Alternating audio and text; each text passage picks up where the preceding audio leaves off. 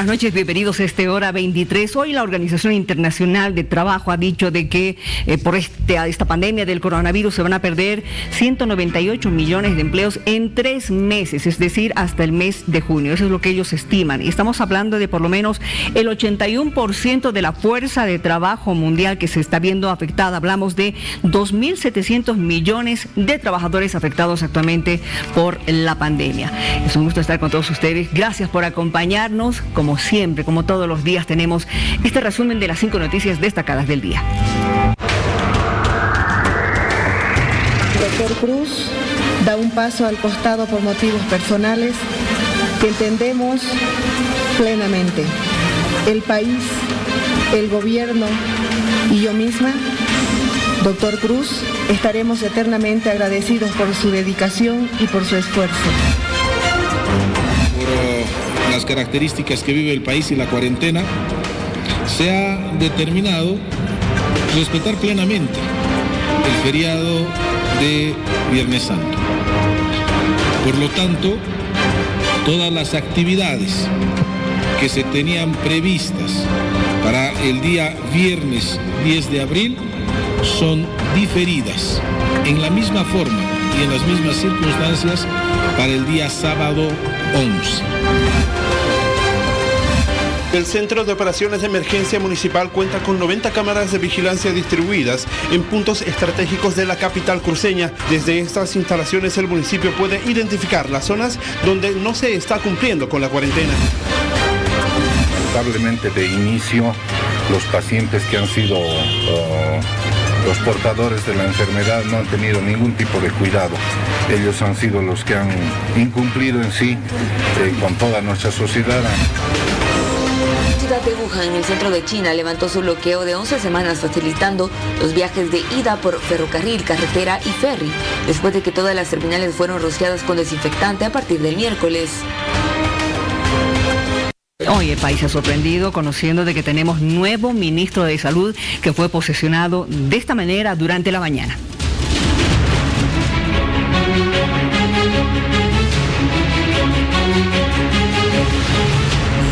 Aníbal Cruz dejó el cargo por motivos personales, así lo aseveró la presidenta constitucional del país, Yanine Áñez, a momento de posesionar a la nueva autoridad del país en el área de salud. El doctor Cruz da un paso al costado por motivos personales que entendemos plenamente. El país, el gobierno y yo misma, Doctor Cruz, estaremos eternamente agradecidos por su dedicación y por su esfuerzo. Marcelo Navajas asume el cargo en un momento difícil, pero con un camino allanado por el saliente, dijo la presidenta Áñez. El doctor Cruz ha sembrado el terreno para que avancemos en una lucha firme contra el virus y deja todo preparado para encarar las siguientes grandes tareas de la salud en lo que queda por delante contra el coronavirus. Navajas es médico cirujano y debe de continuar con la tarea de combatir la pandemia que lamentablemente llegó al país. Apoyar a los profesionales y trabajadores de salud con equipamiento. Mejorar la infraestructura de salud tanto en los hospitales y centros dedicados al coronavirus como en laboratorios, reactivos y profesional altamente especializado. Mejorar los equipos técnicos y el protocolo para el tratamiento de las personas que están contagiadas. Agradecer al doctor Cruz que le ha tocado la parte más difícil, la parte inicial, el enfrentar este reto inicialmente es muy duro. Dennos todavía un tiempito para analizar cómo van los indicadores, cómo va la respuesta de la población y veremos si esta es una medida que es necesaria. Recordemos que el 14 de noviembre del 2019, la presidenta de Bolivia, Yanine Áñez, posesionó al cargo al ministro de Salud, al cochabambino Aníbal Cruz, en reemplazo de Gabriela Montaño. Pero 5 meses después existe una nueva autoridad. Y vamos a conocer a continuación quién es el doctor Marcelo Navajas. Marcelo Navajas nació el 1 de diciembre de 1958 en la ciudad de La Paz. Realizó sus estudios primarios y secundarios en la sede de gobierno. En 1981 se tituló como médico cirujano en la Universidad Mayor de San Andrés. Realizó su especialización en el área de neumología y cirugía torácica en Francia. Integrante del Colegio Médico de Bolivia, Sociedad Boliviana de Cirugía. También fue uno de los 16 vicepresidentes del Colegio Internacional de Cirujanos. Antes de su posesión, ejercía como médico cirujano en el Hospital Juan 23 y en el Hospital del Tórax en la ciudad de La Paz. Ahora ministro de Salud. Otra de las noticias llamativas de las últimas horas es el anuncio de la presidenta Áñez, quien ha señalado que va a seguir ayudando a las familias bolivianas. Hay un nuevo bono que se va a distribuir desde el próximo 15 de abril. Que desde el próximo miércoles 15 de abril, dentro de una semana, empezaremos a pagar un nuevo bono, una nueva ayuda para las familias. Es el bono que llamamos Bono Familia. Este nuevo bono o esta nueva ayuda consiste en entregar 500 bolivianos por hijo que esté estudiando en colegios fiscales desde prekinder hasta el último año de secundaria. Se cobra según el día que nos toca por nuestro número de carnet. Queremos anunciar un beneficio para los médicos, para las enfermeras y para todo el personal que trabaja en el Sistema Nacional de Salud, en dar un seguro gratuito de atención médica a todos estos profesionales y trabajadores de la salud. Y en menos de una hora Montero comienza esta etapa de encapsulamiento. Vamos a ver este cuadro para que tenga usted constancia y además la idea clara de cómo va a ser esta medida a tomar. Encapsulan Montero. La medida empieza a las 0 horas de este jueves. Nadie entra ni sale de Montero durante 6 días. El gobierno entregará canastas básicas de alimentos para 8.000 familias. Al final de los 6 días habrá una jornada de abastecimiento y después 6 días más de encierro. Los mercados estarán cerrados durante la medida.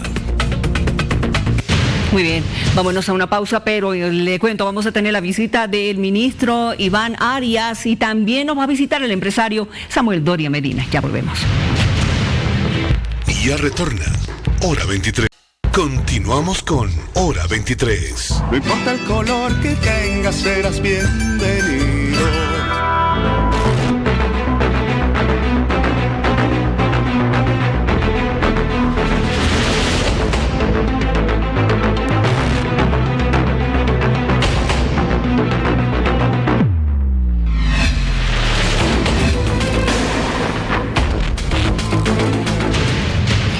Hoy con el ministro de Obras Públicas, don Iván Arias, a quien hemos visto en diferentes circunstancias y movimientos. Bienvenido. Un gusto. Lo estoy viendo un poquito más relajado. No, yo creo que uno tiene que sacar fuerzas, lo que te hablaba extra micrófono. Dios nos pone en ciertas circunstancias y nos pone a prueba para ver de qué material estamos hechos. ¿Y esta prueba qué dura para, no solamente para bolivianos, para todo el planeta? Sí, para la gente pobre, para la gente que tiene, porque la gente que tiene siempre puede decir, ¿sabes qué? Tengo plata y me voy a ir a hacer curar afuera. Ahorita no se puede. ¿Dónde te vas a ir a hacer curar afuera? No hay cómo salga tampoco. Para los que damos órdenes, pero también para los que tenemos que cumplir. Es decir, una cosa es el poder te lo pueden dar. Yo, como ministro, tengo poder, pero lo más importante es tener autoridad. Pero ha renegado todo este tiempo, ¿no? Sí, porque creo que hay que ejercer autoridad y la autoridad... ¿Qué le ha decepcionado? La incredulidad de alguna gente. En general estoy muy satisfecho. Mi primera ronda que hice fue por el altiplano norte y fui a Chacachi. Fuimos precisamente con el ministro de Salud y me dijo, negro, cuidado a Chacachi. No deben de estar haciendo casos y en el alto no hacen caso, peor debe ser en Chacachi. Fuimos y grande fue nuestra sorpresa.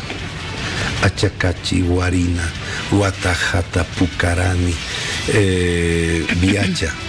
Impresionante el respeto. Es decir, nos quedamos, la gente salía a las ventanas, nos saludaban, nos aplaudían, nosotros no nos aplaudan. Gracias por ayudarnos a colaborarnos, ayudarnos. Entonces, fue impresionante. Después claro, hubo casos como el de Laja, que fue el que más se conoció. No se conoció estas cosas buenas, sino se conoció esta cosa mala, que yo pues como autoridad podía haberme hecho el loco, ¿no? Podía haberme hecho, ay, aquí vamos a tener cuidado, hay 200 personas ahí, no te metas negro, ¿sabes qué? Estás poniendo en peligro, no seas imprudente. Pero yo creo que hay momentos en que uno tiene que ser imprudente, porque tiene que llevar la verdad. Y la verdad es decir, ¿sabe qué, señores? Ustedes primero entré suave y la gente no me escuchaba. Entonces, efectivamente, levanté la voz, porque tienes que levantar la voz en determinados momentos. Hay momentos para concertar, hay momentos para dialogar, pero hay otros momentos que tienes que cumpla. Y efectivamente me arriesgué, la gente se dispersó, pero ¿cuál fue el mensaje? ¿Y cuál fue el resultado? Que la gente se dispersó, protestando, pero acató y se retiró a su casa. Esas son las decepciones, o como he ido el otro día por otra comunidad este fin de semana, había un montón de gente en la carretera, como si fuera día de feria, y les digo, señores, ¿qué les pasa? ¿Por qué no están en su casa y están con guaguas? ¿Qué nos has traído? ¿Por qué nos has traído? Yo no he traído nada, tú vas a ser un policía ahorita porque tienes que entrar, tú tienes que cuidarte, no lo hagas por mí, no lo hagas por el ministro, por la presidenta, hazlo por ti mismo. Entonces, la gente cree que es el gobierno el que le va a curar. Y la tragedia es cuando no haces esto. El testimonio del muchacho este de Patacamaya, del hijo, del papá, del hijo del fallecido, de su papá que falleció. Le dijimos, ¿qué opinas ahora? En una entrevista que ustedes nos acompañaron. El testimonio del padre es muy triste, del hijo. Dice, yo nunca pensé que esto era cierto, nunca pensé que me iba a llegar, y ahora no he podido ver a mi padre enfermo, no he podido velarlo, no he podido enterrarlo. No he podido enterrarlo. Y tampoco se pueden hacer autopsias, ¿verdad? No. Él estaba a 6 metros, yo estaba a 6 metros, y su llanto y su palabra se quebró, nos hizo quebrar a todos, hasta ahora lo acuerdo. Y claro, la gente cree que esto es un cuento. Ahora, una vez que pase todo esto, que no sabemos cuándo va a ser, ministro, pero yo creo que cada país va a tener que empezar a ver qué hemos hecho bien, qué hemos hecho mal, hemos reaccionado bien en tal medida, ¿no? ¿Qué opinión tiene usted hasta el momento de lo que estamos viviendo? Que no es una cuarentena total al 100%, porque todavía estamos yendo al banco, al mercado. Yo creo que va a cambiar para bien.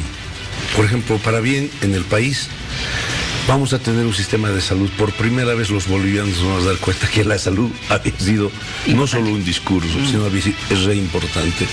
Y vamos a sacar, fíjese, La Paz nomás va a tener 100 UTI, 100 unidades de terapia intensiva. Estamos habilitando y estamos perfeccionando ¿cómo se llama?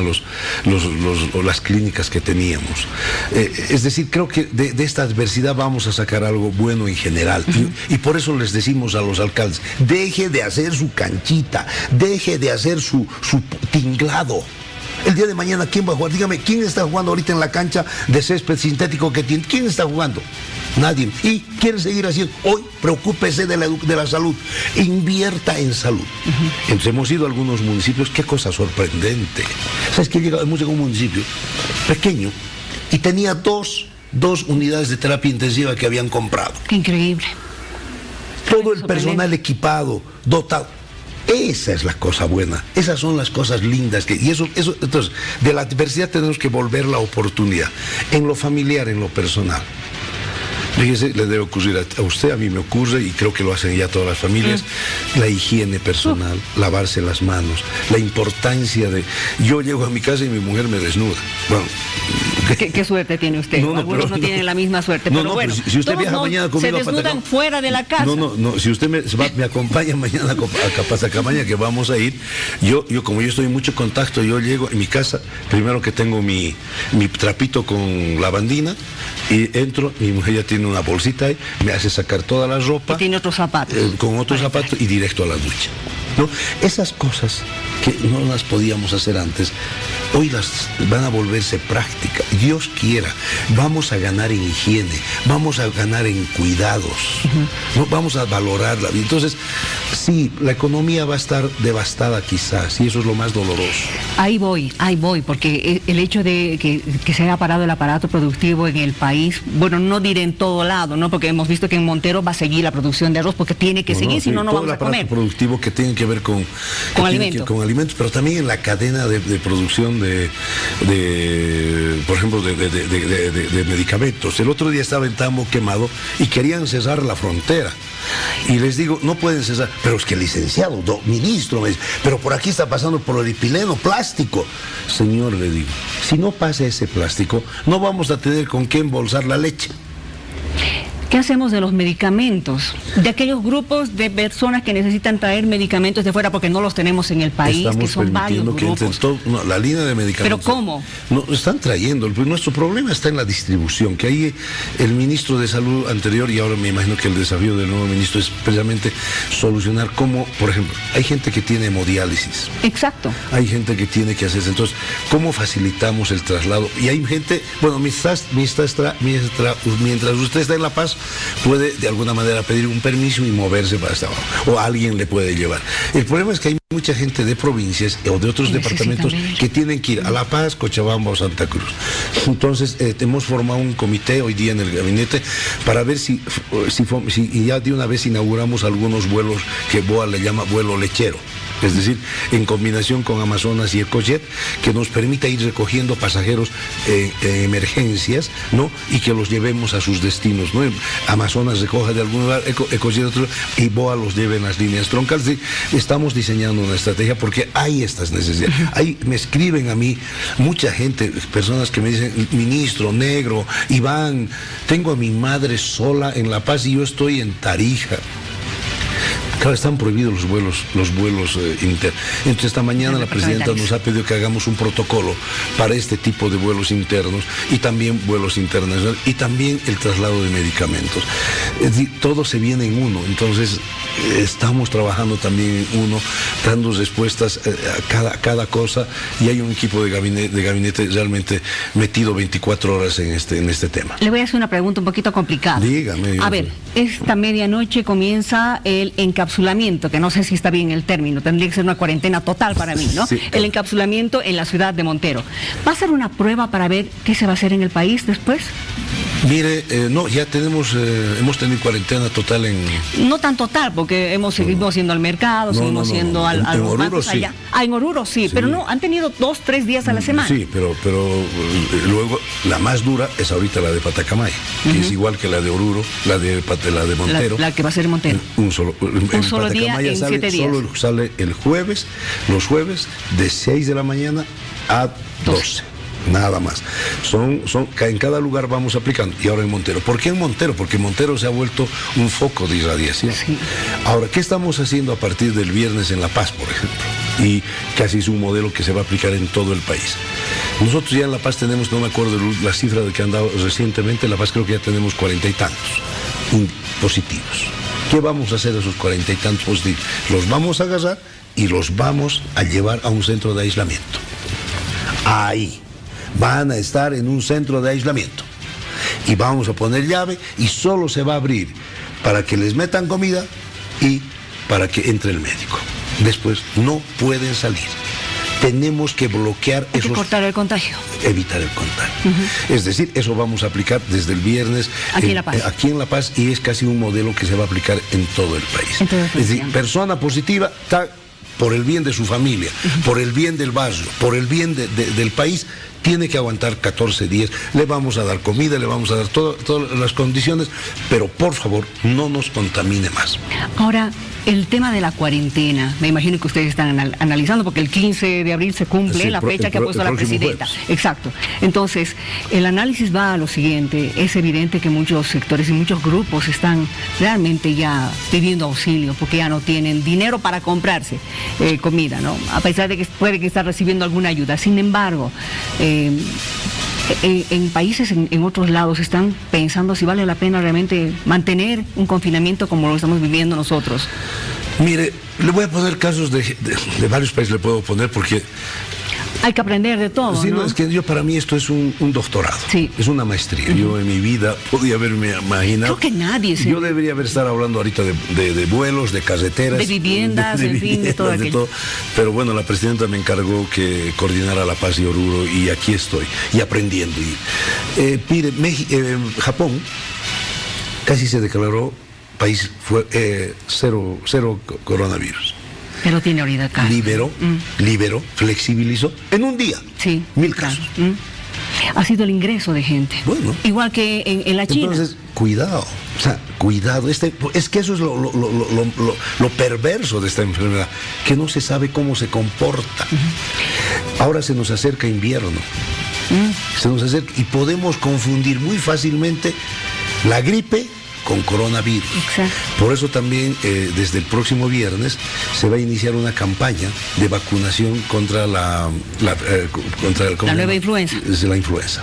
Ahora, o sea, vamos a hacer una campaña especialmente en niños y en personas mayores, y se les va a dar el suplemento alimentario, porque esta enfermedad ataca a estos grupos etarios muy fácilmente, a jóvenes también. Estamos sorprendidos, y esa es la novedad, me decía el ministro. La novedad es que en Bolivia tenemos personas de 45, 50 años que están siendo afectadas.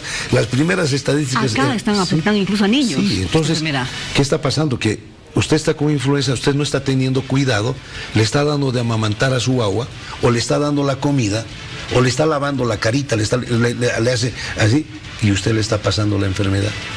Entonces, entonces se comporta, viene invierno. Y pareciera que hay que protegernos más. Por eso yo donde voy les digo, señor, cuida su agua, protéjala, alimente a su familia, por favor no salga. Entonces ahora, vamos a evaluar cómo nos comportamos. Ahora sabemos que este virus, el coronavirus, no tiene cura, no tiene vacuna, en fin. Ahora, sí, pero ya es otra historia lo de la vacuna, ¿no es cierto? Otros países ya están usando tratamientos alternativos. ¿Se ha pensado algo aquí? Bueno, bien que me pregunta. Porque claro, uno lee en internet y uno lo que hace es preguntar al que sabe. Yo he preguntado al doctor Cruz, he preguntado a otros doctores. Es totalmente arriesgado lo que están haciendo. Han aplicado esto en otros países. En Estados Unidos, sin ir más lejos. ¿Pero sabe qué? Vea la cantidad de ataques cardíacos, de gente que muere con ataque cardíaco. Pero ahora la FDA ha dado permiso a 3 farmacéuticas a que produzca ese medicamento. Tratamiento y supervisión médica. Es que tiene que ser así. No, es que hay gente que dice... Pero ya lo están haciendo. No, hay gente que dice, no, un ratito, para yo a usted darle ese medicamento, que en base a quinina, que le están proporcionando, el médico tiene que hacer una evaluación total de su cuerpo y decir, sí, esta persona va, o decir, no. No es cuestión de que usted vaya a la farmacia y se compre como un antigripal. Es que esa ya es otra historia, pero el asunto es que algunos países están experimentando. A ver, Austria. La FDA ha autorizado, pero no ha patentado diciendo esto cura. Hagamos experimentos. Ahora, Australia, perdón, no dije mal Austria. Australia ha logrado controlar el virus. No, pero no es con vacunas. Con un antiparasitario, ni siquiera un antiviral o un desparasitario. Está evitando que la gente muera. Los contagios no. Cuidado. A ver, del 100% de personas, el 80% se cura como un resfrío. Claro, dependiendo qué tipo de sistema inmunológico pasa tenga. Tranquilo, pero está comprobado que el 80% le va a doler un poco los huesos y va a salir. El 20%, de ese 20% restante, el 15% necesita tratamiento médico y el 5% necesita tratamiento de terapia intensiva.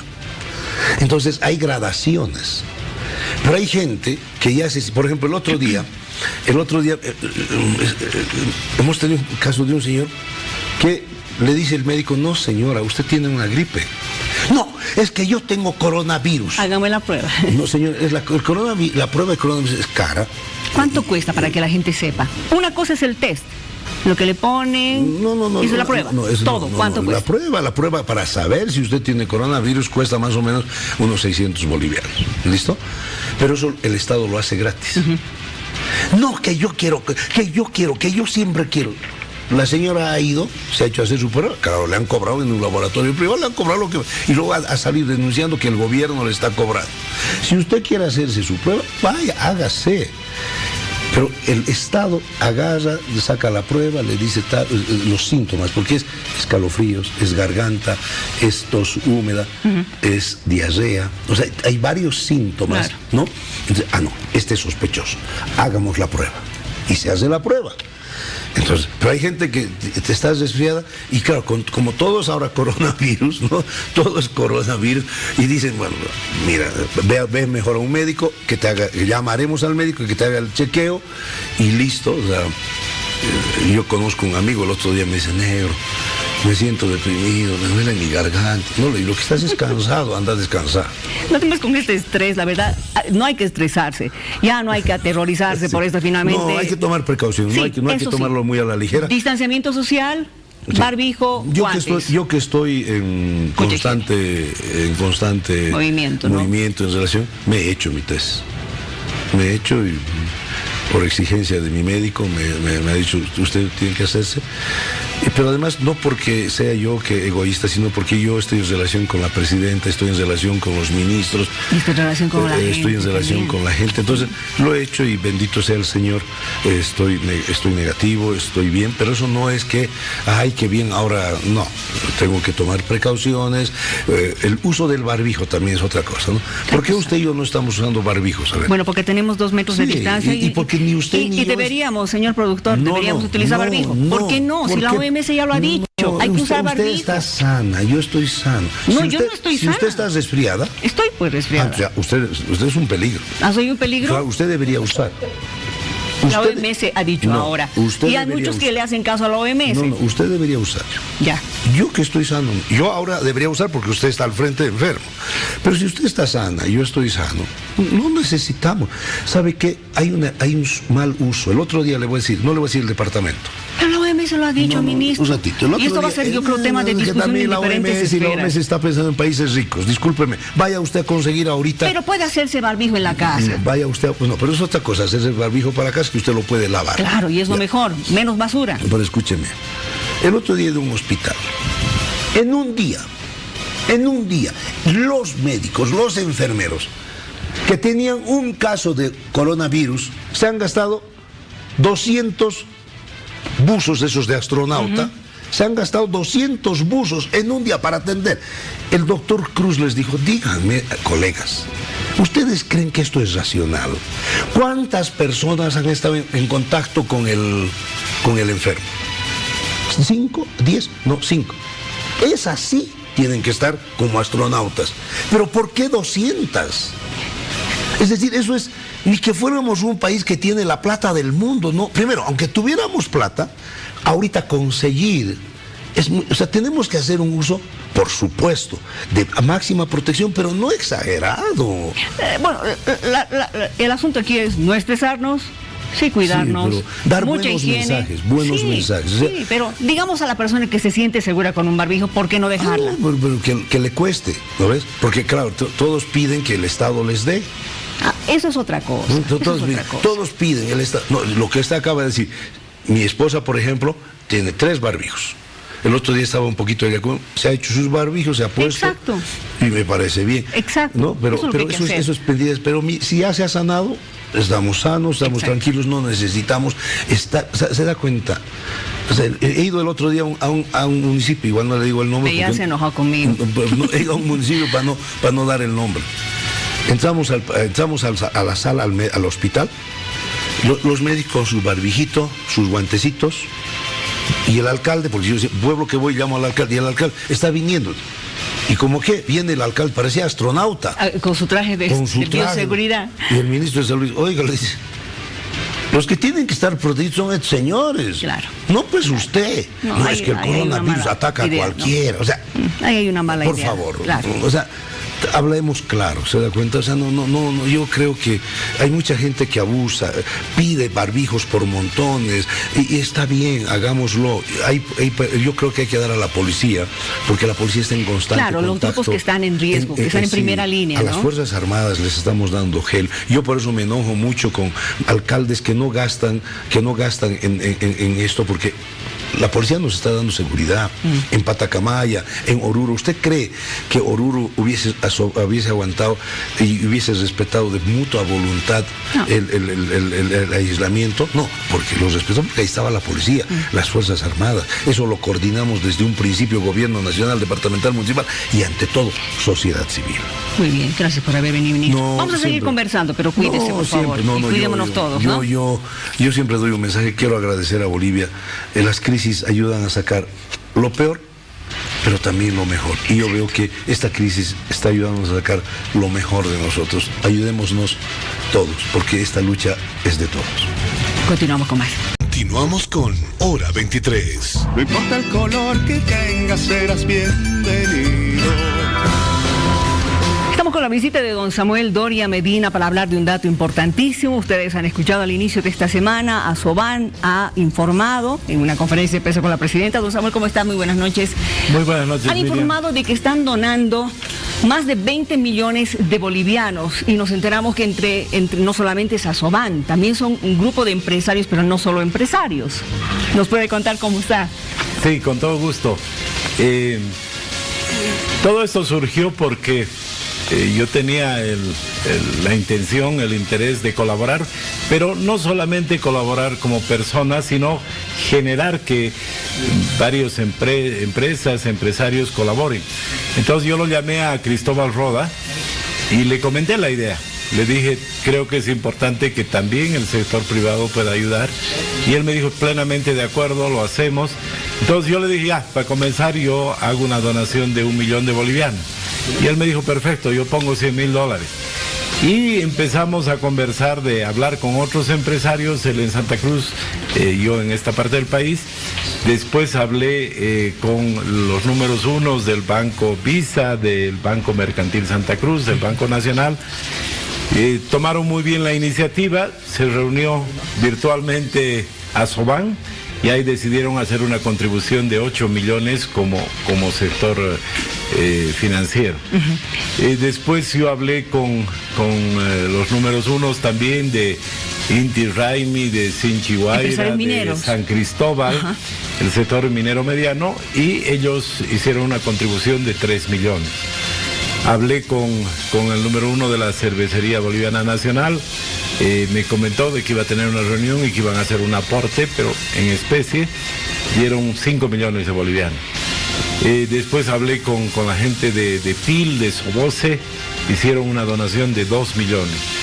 Hablamos con la gente de la Coca-Cola, hicieron una donación también de 1 millón. Y así fuimos avanzando, empresarios de todo el país. Y el día lunes se le entregó un cheque a la presidenta. El acto simbólico era un cheque de 19.7. Exacto, eso le iba a decir. Pero el problema es que alguien había escrito con un marcador que no se podía borrar. O sea, en realidad no pudieron, se ha llegado... Ahí estamos viendo el cheque. No pudieron cambiar la cifra. Sí. En realidad son 22 millones de bolivianos lo que se ha reunido. Y es muy interesante porque cuando se comunicó al gobierno, el gobierno dijo lo que más necesitamos son justamente dinero para más pruebas. Sí. Y segundo, para material de bioseguridad. Y el gobierno nos dijo algo muy claro, nos dijo, entréguenle a Naciones Unidas ese dinero para que ellos compren. Ellos tienen conexiones internacionales, saben en este momento los mejores precios, compran para varios países a mejores precios que comprando un solo país. Entonces, ese dinero ha ido al PNUD, al Programa de Naciones Unidas para el Desarrollo, y esa contribución de los empresarios y empresas bolivianas ya se ha canalizado para ese objetivo. Y nos alegra mucho y gracias por habernos dado la aclaración, porque se escuchó, creo que erróneamente, que solamente fueron los banqueros los que dieron esa cantidad para ayudar, pero ahora estamos escuchando de la voz de don Samuel Doria Medina que ha sido los empresarios, un grupo grande de empresarios bolivianos que han contribuido con esos 22 millones de bolivianos, que va a ayudar con las pruebas y también con el material de bioseguridad.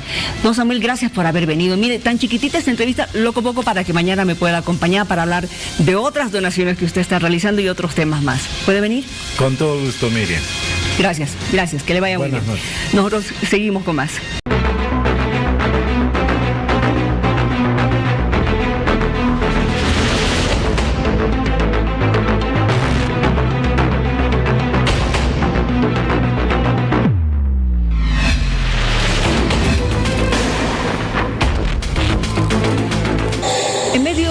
esta situación de emergencia que estamos viviendo con el país en cuarentena, ya se están creando varias ideas para ayudar especialmente a aquellas personas que no tienen en este momento el beneficio de recibir algún bono.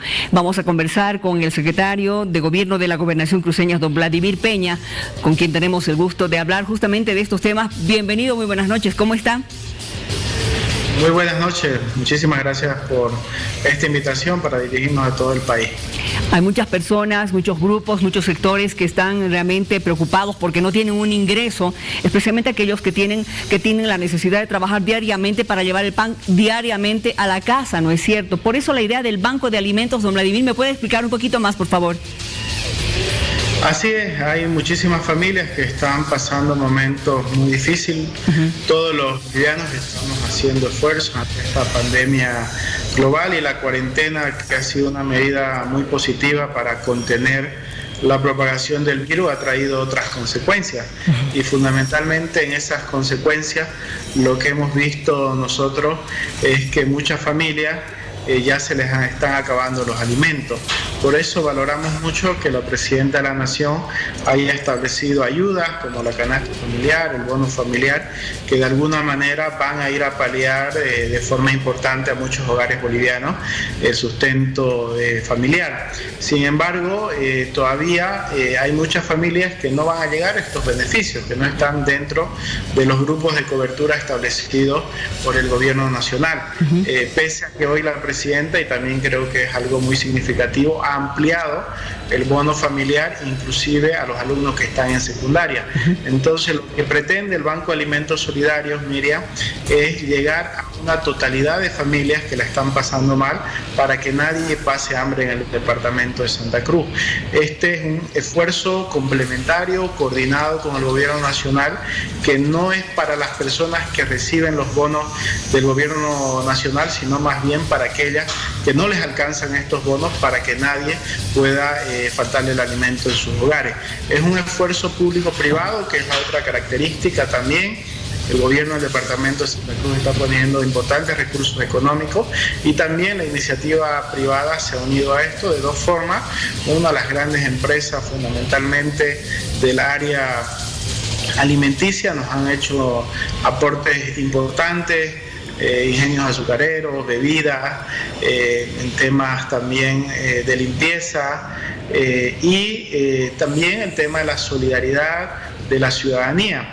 Las cadenas de supermercados asociadas en Asosuper, que son las 4 cadenas más importantes de nuestro departamento: Hipermaxi, Fidalga, Supermercados Tía e ICE Norte, que tienen 35 salas en nuestro departamento. En las 35 salas cada ciudadana puede ir a hacer sus compras y donar algún alimento no perecedero o algún artículo de limpieza para que a través del Banco de Alimentos nosotros podamos repartirlo a todas las familias que lo están necesitando. Así que también no es un esfuerzo solamente institucional, sino también es algo que tiene que ver con la solidaridad, porque es momento en que todos tengamos que tender la mano para ayudar a los demás. Señor Peña, ahora obviamente va a durar este banco de alimentos mientras estemos en cuarentena, no va a ser por una sola vez. Sí, el Banco de Alimentos, por eso se ha creado dentro de un marco institucional del Centro de Operaciones de Emergencia Departamental, que está coordinando toda la emergencia sanitaria. Sabemos que esta emergencia sanitaria ha traído muchas consecuencias en el ámbito social, económico, empresarial, así que hay que ver la mejor manera de poder ir atendiendo fundamentalmente las urgencias.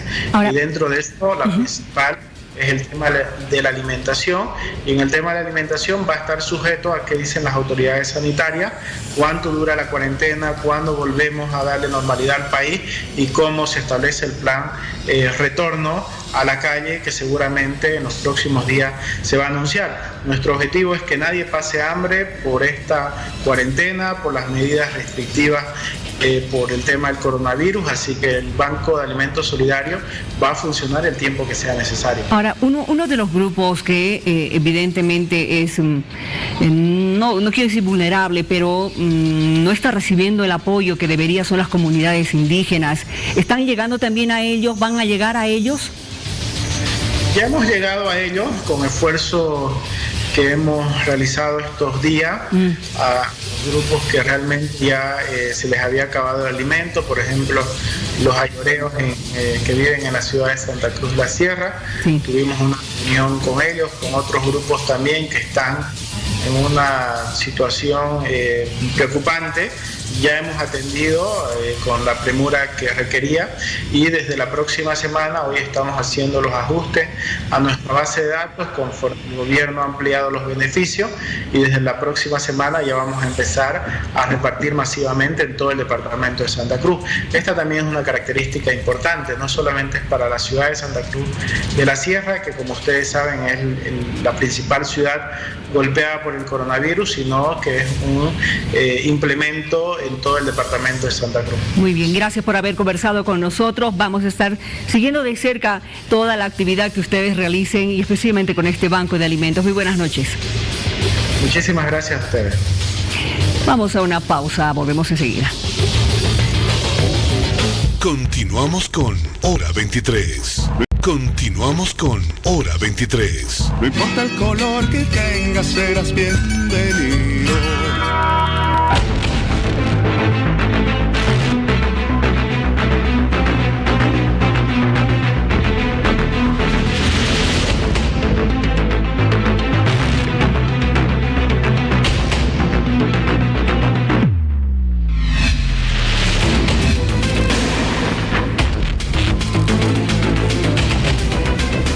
Tomamos contacto a través de la tecnología y nos encontramos con la imagen en Suiza con una doctora boliviana, la doctora Fernanda Alcócer, cochabambina de corazón. Me imagino que sigue extrañando su yasta. ¿Cómo está, doctorita? Muy buenas noches. Gracias por estar con nosotros en esta oportunidad. Sabemos que es de madrugada allí. ¿Cómo está usted? Muy bien, muchas gracias. Sí, evidentemente siempre se extraña la tierra. Pero contenta de poder contactar con ustedes. Nos ha llamado la atención su historia, porque sabemos que si bien ha estudiado medicina en Bolivia, ha hecho alguna especialidad en España y se encuentra trabajando ahora en Suiza, que tiene casi 20.000 contagiados, si es que no estoy mal, ¿no es cierto? Sí, efectivamente, a día de hoy en Suiza hay 21.000 contagiados. De los cuales, la verdad es que no me acuerdo la cifra exacta de muertos, pero no es tan elevada como en otros países. Estamos hablando de un poquito más de 600 muertos. Exacto, pero no es tan elevada, repito, como en otros países de vecinos, Italia, España, en los cuales se ha visto que hay una gran tasa de mortalidad, una tasa elevada de mortalidad ahora mismo. Exactamente, pero también llama la atención la cantidad de recuperados que tienen ya en Suiza, 5.600 y un poco más de recuperados. Esto dice que algo bueno de lo que están haciendo allá con el tratamiento que están siguiendo. ¿Qué están haciendo con sus enfermos, doctora? Básicamente lo que todos recomiendan a todo el mundo. Hacemos la cuarentena y lo que intentamos hacer es evitar el contagio. Porque realmente lo que se ha visto es que al evitar o sea, al hacer el distanciamiento social, la cuarentena, quedarte en tu casa, evitas que todo el mundo enferme al mismo tiempo y así el sistema sanitario no claudica. Claro. Porque evidentemente cualquier hospital, por más grande que sea, si recibe una ola de pacientes demasiado grande, no va a dar abasto, no va a poder atender a todo el mundo. Pero si tú lo que haces es confinar a la gente, dejarlos en su casa, van a ir enfermando progresivamente y los vamos a poder ir atendiendo.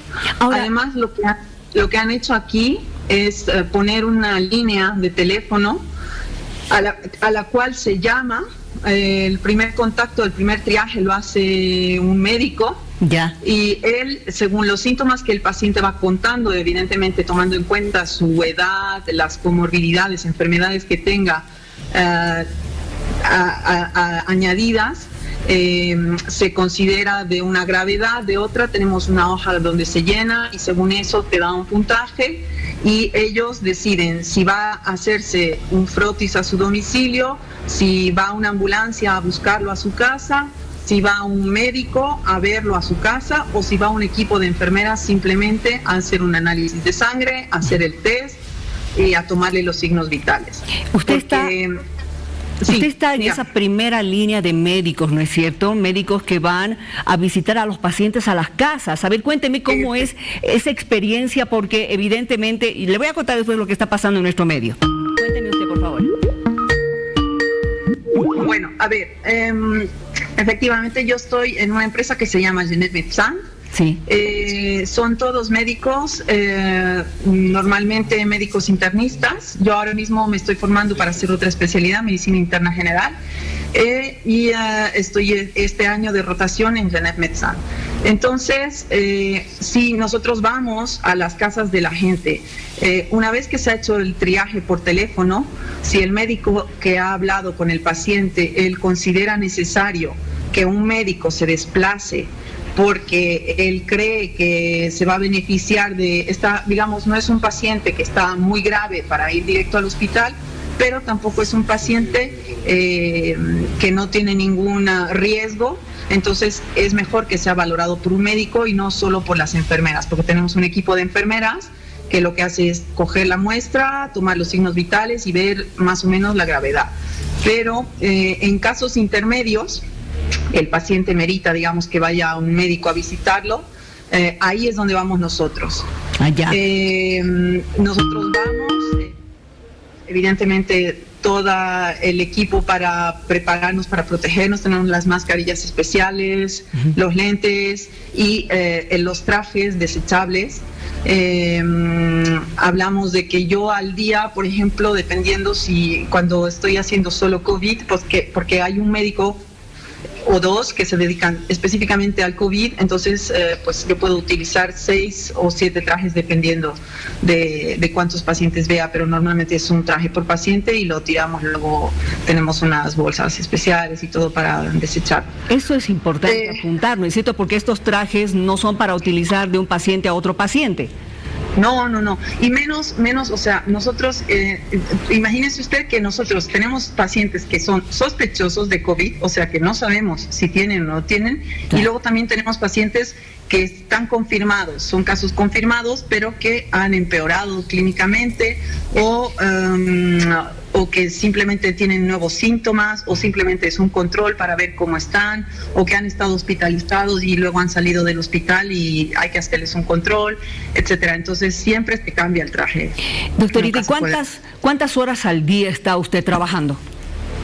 Bueno, normalmente la jornada laboral aquí en Ginebra es 10 horas, 8 o 10 horas, dependiendo del puesto que tengas, no más. Pero el gobierno ha dado permiso, ha levantado, digamos, la prohibición de trabajar más del 100% para que podamos trabajar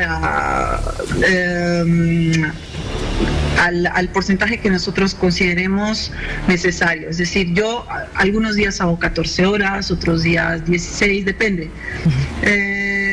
Normalmente en promedio 14. No como antes en otros países se trabaja 24 horas, pero aquí no, aquí lo habitual es trabajar 10 horas. Un médico tiene que estar lúcido, ¿no es cierto? Hacer 24 horas es realmente muy cansador, pero también es duro. Hablemos también de la mamá, porque me imagino que usted ha debido tener alguna sensación extraña cuando se ha enterado de que apareció el COVID en Suiza, en Ginebra, donde usted está, y que tenía que ir a atender este tipo de pacientes. ¿Cuál fue su pensamiento? Bueno, la verdad es que siempre piensas en tu familia, lo primero, tus hijos. Encima, mi madre vino de visita de Bolivia, de Cochabamba, justo ahora. Vino a visitarnos y no puedo verla. Está en casa de mi hermana. Mi hermana también vive aquí en Ginebra. Mi madre está en casa de mi madre, aislada, junto con las bebés. Yo soy la prohibida, digamos, de visitas. No puedo ver a nadie, evidentemente, porque, siempre hay el riesgo, ¿no? Uno tiene miedo de tener ahí el virus encima y portarlo y pasarlo a tus seres queridos. Sí, a mis hijos, a mi marido, pero bueno, ya al final te acostumbras. Lo que haces es la higiene, hacerla 100%, o sea, estar concentrado en el momento que entras a ver al paciente, de tener todo lo que necesitas para no tener que volver a salir, utilizar el tiempo exacto, no pasar más de 20 minutos de consulta, todas las medidas que son recomendadas para disminuir la posibilidad de contagio, pues al final las terminas haciendo para no contagiarte. Claro. Hay que cuidarse. Exacto, exactamente. Allá en Suiza están analizando, me imagino, el tema de la cuarentena. Y antes de entrar en este tema, ¿qué tipo de cuarentena tienen ustedes? ¿Es una cuarentena medias, total? ¿O la gente todavía está yendo al banco, está yendo a comprar casi todos los días al mercado? ¿Cómo es? Sí, bueno, a ver, lo que pasa es que aquí es una cuestión de mentalidad y de que la gente cumple las cosas, ¿no? Aquí se han cerrado los colegios, las universidades, las guarderías y todos los trabajos que no sean esenciales para mantener el funcionamiento o que la gente se pueda abastecer. Es decir, están abiertos supermercados, los hospitales y las clínicas. Los médicos han tenido que cerrar sus gabinetes porque se ha visto que era un sitio donde se contagiaba mucha gente. Entonces los médicos de familia han cerrado sus gabinetes y lo único que están haciendo es telemedicina, o sea, hacen consultas por Skype, por teléfono, exacto, y a veces si ellos consideran, porque la verdad es que no suelen desplazarse, pero si pueden lo hacen.